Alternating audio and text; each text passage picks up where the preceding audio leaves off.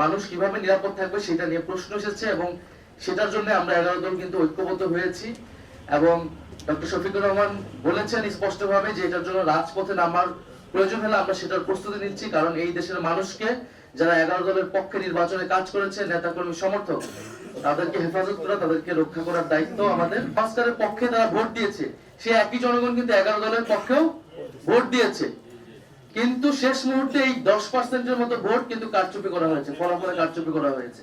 না হলে এই পুরো ভোটটাই 11 দলের পক্ষে আসতো।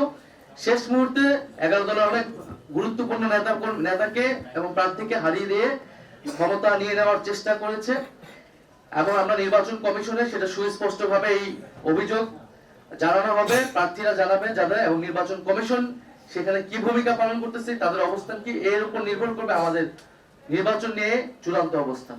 জুলাই বিপ্লবের চেতনাকে যদি ধ্বংস করার চেষ্টা করা হয় তাহলে সেখানে আমরা আনকম্প্রোমাইজ থাকব। আমরা কোনো নমনীয়তা এবং কোনো ধরনের কম্প্রোমাইজ জুলাই বিপ্লবের চেতনার ক্ষেত্রে আমরা করতে পারবো না। ইলেকশনটা তো একটা সময় পর্যন্ত অথবা ভোট গ্রহণ হওয়া পর্যন্ত মোটামুটি দৃশ্যমান রাখা হয়েছে, কোনো গন্ডগোল যেন না হয়।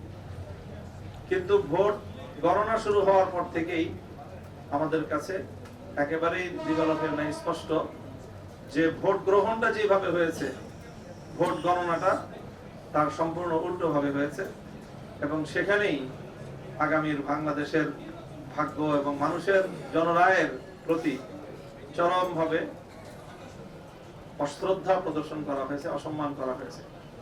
এটা যারা করেছেন বাংলাদেশের কাছে তাদেরকে দায়ী থাকতে হবে ইনশাআল্লাহ।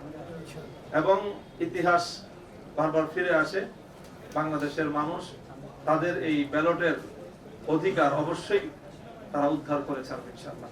দেশের শান্তি শৃঙ্খলা রক্ষা করা হবে যদি তারা সরকার গঠন করে, এটা তাদের দায়িত্ব। কিন্তু এখন এগুলা কিসের আলামত? এখন এগুলা বন্ধ করতে হবে। এখনো যদি বন্ধ করা না হয় আমরা বাধ্য হব যে কোনো সিদ্ধান্ত। আপনারা লক্ষ্য করেছেন কালকে নির্বাচনী সম্প্রচার যখন হয়, ফলাফল হঠাৎ করে বন্ধ, 2 ঘন্টা 4 ঘন্টা লাপাত্তা। এগিয়ে আছেন তিনি হাজার হাজার বুথে, শেষের দিকে গিয়ে তিনি নাই, তাকে খুঁজে পাওয়া যাচ্ছে না।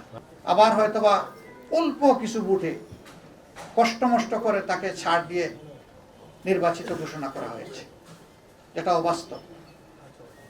আবার আমাদের কাছে ডকুমেন্ট আছে, বিভিন্ন জায়গায় রেজাল্ট শিটের উপর কষামাজা করা হয়েছে, পরিবর্তন করা হয়েছে, কিছু কিছু আসনে দ্বৈত নীতি অবলম্বন করা হয়েছে।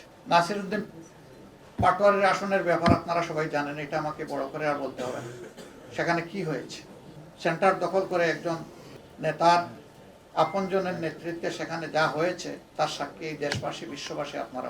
নাসিরউদ্দিন পাটোয়ারির ওখানে যে কারণে অন্য একজন প্রার্থীর পক্ষে ব্যালট অ্যাকসেপ্ট করা হয়েছে, ঠিক একই কারণ বিদ্যমান থাকা সত্ত্বেও মৌলানা মামুনুল হক সাহেবের পক্ষে এটা অ্যাকসেপ্ট করা হয়নি। তো এক দেশে কি 2 আইন চলবে?